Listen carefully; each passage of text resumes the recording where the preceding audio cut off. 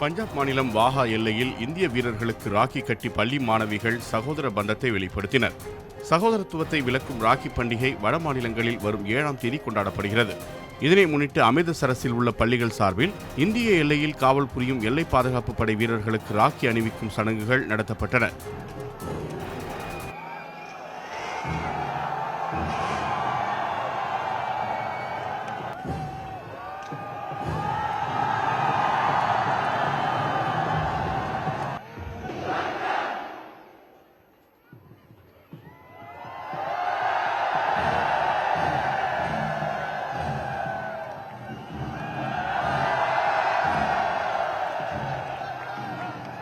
இந்த நிகழ்வில் ஏராளமான வீரர்களும் மாணவ மாணவிகளும் கலந்து கொண்டனர்.